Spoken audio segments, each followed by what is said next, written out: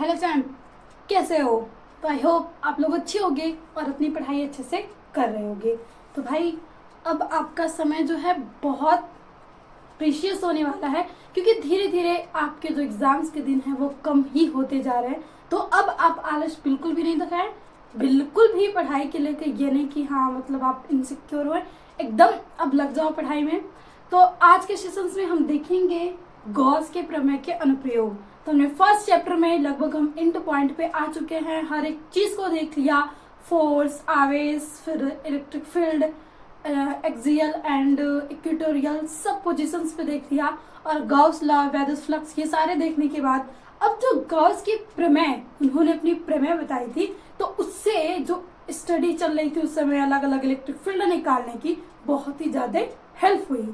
तो वही है गॉस के नियम के अनुप्रयोग। और गॉस के नियम के अनुप्रयोग यानी इनके गॉस के नियम के सहायता से हमने एक अनंत लंबाई के एक समान आवेशित सीधे तार के कारण विद्युत क्षेत्र की तीव्रता निकाल ली।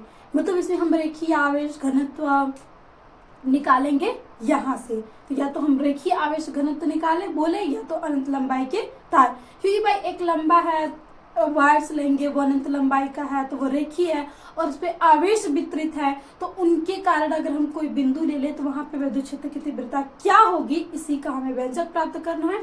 तो आइए हम बिना डिले किए करते हैं इसका डेरिवेशन। और ये इतना ज्यादा इंपॉर्टेंट है कि गॉस के नियम के अनुप्रयोग हर ईयर पूछे जाते हैं, तो आप बिल्कुल भी स्किप नहीं कर सकते हो। आपके पास बिल्कुल भी ये चांस नहीं कि आप इस क्लास को स्किप करो।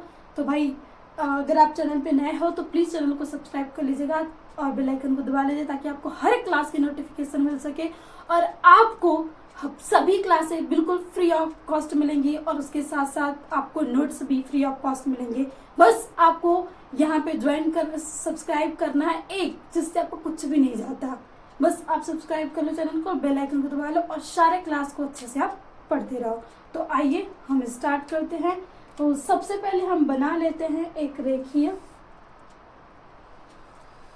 तार, और मान लीजिए कि इस पे हमने आवेश को वितरित कर दिया, इस तरीके से ये अनंत लंबाई का है। और एक चीज हमने गॉस की प्रमेय पढ़ी थी कि गॉस की प्रमेय लागू होती है बंद पृष्ठ पे, लेकिन ये तो बंद पृष्ठ है नहीं, तो कैसे इस पे हम अप्लाई करें अपना मतलब गॉस लॉ, तो हम इसको बंद पृष्ठ बना लेंगे। तो हम इसको क्या करते हैं, एक बेलनाकार संरचना तो दे ही सकते हैं इसको,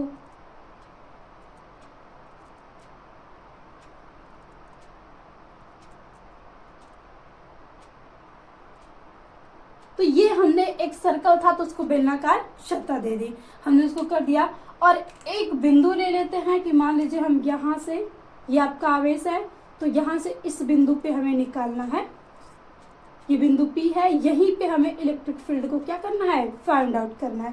तो आवेश से जो दूरी होती है भाई किसी बिंदु की, तो उसे तो हम R मानते हैं, तो उसको हमने R मान लिया। अब हम निकालते हैं, तो देखिए एक चीज उसमें आपको क्लियर होनी चाहिए कि यहाँ पे ये आपका तार हो गया, ठीक, और इसका जो क्षेत्रफल, जैसे कि हम ये मान लें, तो ये आपका बेलन का जो क्षेत्रफल होगा वो तो मतलब 2πr होगा, लेकिन यहाँ पे जो क्षेत्रफल हम लेंगे वो ऐसे ही तो लेंगे, मतलब कि आपका जो क्षेत्रफल होगा वो इस तरीके से ही लिया जाएगा, यहाँ पे नहीं कहीं से। तो मतलब एक चीज इसमें आपको आना चाहिए कि इसका क्षेत्रफल और इलेक्ट्रिक फील्ड एक ही डायरेक्शन में होनी चाहिए। तो इलेक्ट्रिक फील्ड भाई ये प्लस है, तो ये ऐसे ही उत्पन्न करेगा अपने चारों तरफ, यानी आपके इलेक्ट्रिक फील्ड की डायरेक्शन भी इधर की तरफ है। और यहाँ से आप ले लो क्षेत्रफल, तो क्षेत्रफल को यहाँ पे हम मान लेते हैं कि ये रेखीय आवेश घनत्व है, तो अभी आप एरिया ही मान लो, ए ही मान लो, तो यहाँ पे क्षेत्रफल भी इधर है और आपका इलेक्ट्रिक फील्ड भी इधर है, यानी अब आप यहाँ से गॉस की प्रमेय अप्लाई करके आप आराम से आप इसका डेरिवेशन कर सकते हो। तो सबसे पहले इसमें क्या लिखना है कि प्रति एकांक लंबाई पर वितरित आवेश की मात्रा को रेखीय आवेश घनत्व कहते हैं। रेखीय आवेश घनत्व कहते हैं। ये बेहद ही जरूरी था। और ये होता है आपका lambda is equal to Q upon L, रेखीय आवेश घनत्व। ये हो गया कि मतलब किसी भी एकांक लंबाई पे जो आवेश वितरित होंगे, एकांक आवेश, तो उस पे आपका जो अनंत लंबाई पे जो आवेश वितरित होंगे उन्हीं को हम क्या कहेंगे, रेखीय आवेश घनत्व कहेंगे। कि वो लंबाई है और उस पे हम मतलब जैसे मतलब प्रति एकांक जितने आवेश है, यही आपका क्या कहलाता है, रेखीय आवेश घनत्व कहलाता है। अब ये तो हमने देख लिया, तो यहाँ से हम लैम्डा बराबर क्यू अपॉन एल लिख सकते हैं। तो अगर हम चाहें तो यहीं से हम क्यू बराबर लैम्डा इंटू एल भी लिख सकते हैं, और इसको ही आप सबसे पहला समीकरण मान लो, क्योंकि ऐसे मान रखते हमें चलना है। अब उसके बाद हम यहाँ से देखते हैं कि आपका गॉस की प्रमेय क्या कहती है। तो जो गॉस की प्रमेय थे उन्होंने कहा था कि जो आपका मतलब किसी भी पृष्ठ पे जो आवेश होगा वो मतलब चुंबकीय फ्लक्स होगा वो 1/ε0 के गुना होगा। जितने आवेश होंगे 1/ε0 के गुना होंगे। यानी आप एक तो फार्मूला ये पढ़े हो, चुंबकीय फ्लक्स बराबर ई बराबर, मतलब हम एक छोटे सा यहाँ पे मान लीजिए हमने अभी एक छोटा सा लिया है, तो हमें छोटे का तो निकालना नहीं, हमें इस पूरे का निकालना है। जो हमने पूरा बेलन एज्यूम किया है, यहाँ पे पूरे का हमें निकालना है कि यहाँ पे मतलब कितना इसका क्षेत्रफल है और उस बिंदु पे इस पूरे क्षेत्रफल के कारण कितने विद्युत क्षेत्र की तीव्रता है। तो इसीलिए हम यहाँ पे इसका करते हैं समाकलन, और E vector into D A vector, ये फार्मूला होगा एक। अब इसको थोड़ा सा हम सॉल्व कर लेते हैं, तो ये आपके पास आ जाएगा फाई ई इक्वल टू, अब ई को आप बाहर कर लो और समाकलन, या तो अभी वेक्टर को सॉल्व कर लेते हैं। ई तो आप फार्मूला ही पढ़े कि ए वेक्टर इंटू बी वेक्टर बराबर ई ए कॉस थीटा, यानी ये हो जाएगा E D A cos theta. अब यहाँ से ई बराबर फाई ई बराबर, ई को हम बाहर कर लेते हैं और समाकलन हम डी ए कॉस थीटा कर देते हैं। और अब देखिए थीटा की वैल्यू ही ज्यादा समझना, इलेक्ट्रिक फील्ड भी इधर है और क्षेत्रफल भी इधर है, तो जब दोनों समांतर हैं एक दूसरे के तो आपका एंगल 0 अंश का हो जाएगा। तो यानी यहाँ से आप लिख सकते हो कि ई बराबर phi D A, because cos 0 अंश का जो मान होता है वो 1 होता है। तो उसकी वजह से मान लीजिए कास थीटा की जगह जैसे 0 अंश रखा तो 1 का गुणा होगा तो इतना आ गया।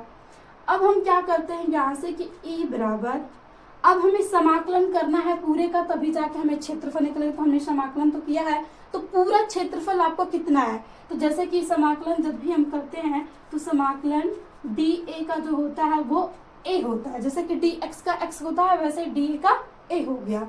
तो अब यहाँ से आपके पास आ जाएगा ए इंटू ए, और अब यहाँ से बेलन का जो क्षेत्रफल होता है 2 पाई आर एल, तो आप रख लोगे ई इंटू 2 पाई आर एल। तो ये आपके पास बन गया समीकरण नंबर 2। अब हम आते हैं अब गॉस की प्रमेय से, गॉस की प्रमेय से हमने पढ़ा है कि फाई ई बराबर होता है क्यू अपॉन एप्सिलॉन नॉट। अब देखिए ये हो गया आपका समीकरण नंबर 3। तो यहाँ हम लिखेंगे समीकरण 2 व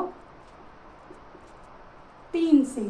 तो देखिए ये भी आपका फाई ई बराबर इतना है और ये भी फाई ई बराबर, तो यानी ये left hand side into right hand side दोनों क्या हो जाएंगे, बराबर। तो हम यहाँ पे लिख सकते हैं कि E into 2 pi R L is equal to Q upon epsilon not.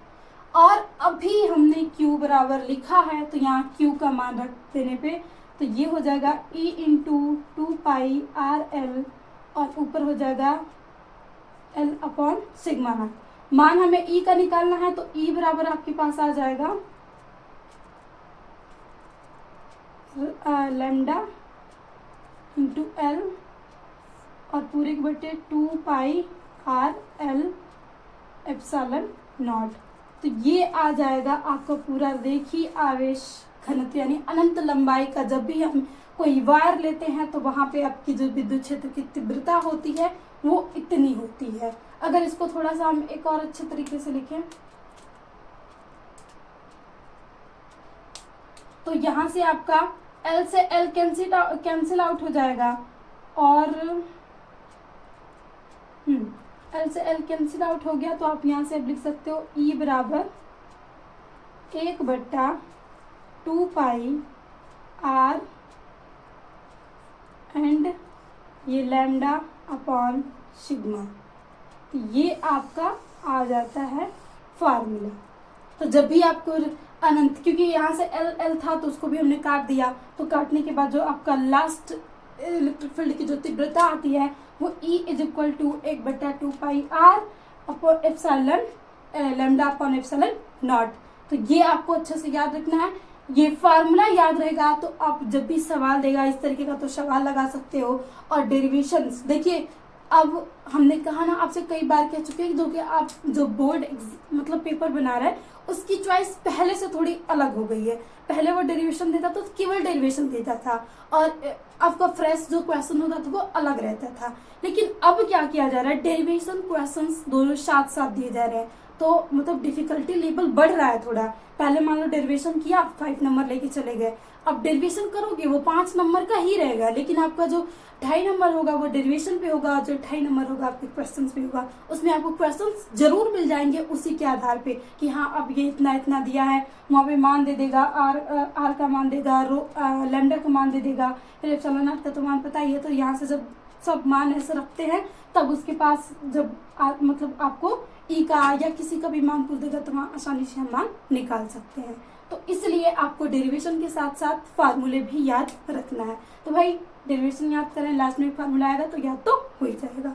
तो आई होप आपको ये अच्छे से समझ में आया। तो एक बार क्विक रिकॉल करते हैं। तो हमारा क्वेश्चन ये था कि अनंत लंबाई की एक समान आवेशित सीधे तार के कारण हमें विद्युत क्षेत्र की तीव्रता निकालनी थी। तो ये था हमारा अनंत लंबाई का सीधा तार और इसी के कारण हमें किसी बिंदु पे विद्युत क्षेत्र की तीव्रता निकालनी है, वो भी गॉस की प्रमेय की सहायता से। तो गॉस की प्रमेय की सहायता सिंपल इस पे लागू नहीं होती थी, उसके लिए हमने इसे बंद पृष्ठ बना लिया। तो एक बेलनाकार बंद पृष्ठ हमने एज्यूम कर लिया। ठीक है, यहाँ तक तो सही है।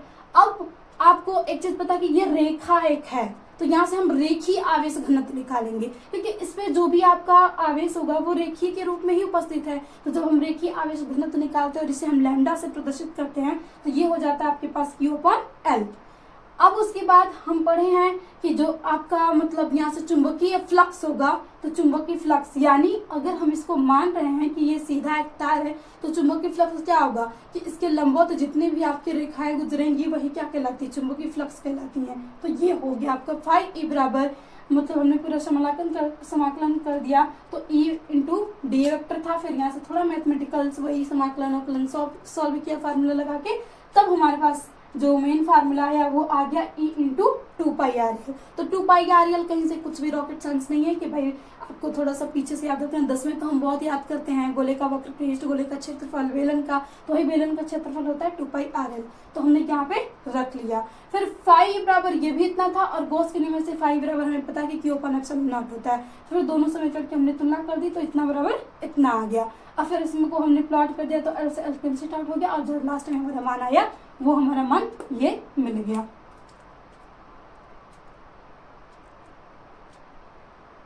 अगर आप इसको चाहो तो थोड़ा सा एक और तरीके से चेंज कर सकते हो कि अगर हम यहाँ पे ऊपर नीचे 2 से मल्टीप्लाई कर दे तो जैसे कि एक मान आ जाएगा 1/4 पाई का जो मान हम रखते हैं, तो अगर हम ऊपर नीचे 2 से मल्टीप्लाई कर देंगे तो E बराबर यहाँ से हो जाएगा आपके पास 1 ऊपर नीचे करेंगे तो ये 2 पहले से 2 से गुणा थी यानी 4 पाई एप्सिलॉन नॉट और गुणे यहाँ ऊपर भी गुणा होगा तो 2 और ये लैम्डा और यहाँ से R। तो आपका जो लास्ट एकदम बेस्ट जो आपका आएगा फार्मूला वो ये आ जाता है।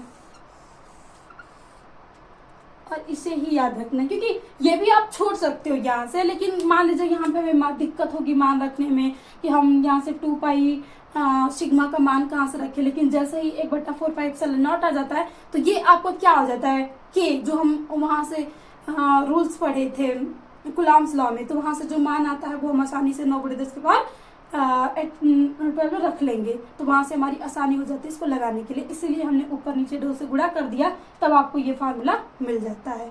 तो आई होप आपको ये सेशन अच्छा लगा हो और ये डेरिवेशन भी समझ में आ गया हो।